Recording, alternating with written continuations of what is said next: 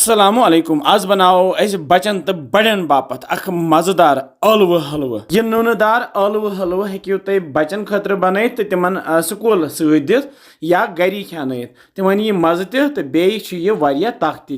तो वमे थी तुह यह पसंद पक्यो करो जल्दी जल्दी शुरू मे थो गैसस पे यह प्रेशर कुकर बान अत मज न्यू मे आब लीटर तो ये मज त्रा वजह वजह अलव 3 अत थो पे ढकन तो दिमो स्टीम यूत काल अत 5-6 सीटी लगन 5-6 सीटी लगित खोलो ढकन तो यम वन सनेम तो यमन तुलो पे दिल यह दिल वथ अत पाने तो दिल तुलित थो यथ बानस मज जमा कर बहो तुम अत सत फुट तो यमन ब्रिस गमज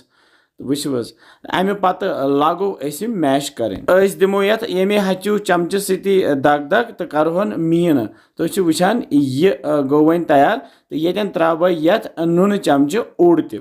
नून त्रित रलाओ वन बे अत सती इत ओट मंडान इथे कन वंडो तो युथ यह नरम नरम गस तो अमे पत लागो वन यह हलवो बनावन तो मे नी कड़ाई मज त्रा यह तिलस 1.5 क्रुंड यह बहन करान फल तेल इस्तेमाल तो हेक्यो कह तेल इस्तेमाल कर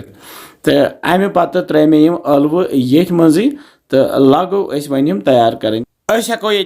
गेव या थन इस्तेमाल कर अलव गोथ ये तिलस मजी तल करो 2-3 मिनटन ये कड़ाई मजी तैयार तल गैस लुत बह त्रा नून प्यूंत ओड बे त्रोहस लेदर प्यूंता बे त्रोहस मर्चवांगन पाउडर प्यूंता तो रलाओ यह मसाल यमन अलवन सती तो यम करो तैयार इत हलव तैयार करान इथे कन करो यह तैयार हलवस मज खंड त्रावान मगर ये मज त्रो नून तो बे त्रोस यह आब कप ओड बस ज्यादा आब त्रोस न क्या ओड कप त्रोस तो लागो वन तैयार कर मान शुरन यह अलव हलव वारिया खुश करान तम अथी बत खेवान या इथे कन दिमो कवल मज तो मजेदार यह बनान तो बनजो जरूरी दीजो बचन तह ताकती गसान अत मन कार्बोहाइड्रेट तो बेस न्यूट्रिएंट्स तो यह वन तैयार यह हलव सोन तो वन करो गैस बंद तो फिर हन ये बानस मजे तो हेक्यो यह अकी सात बन तो 2-3 दोहन इस्तेमाल कर रसा रसा कड़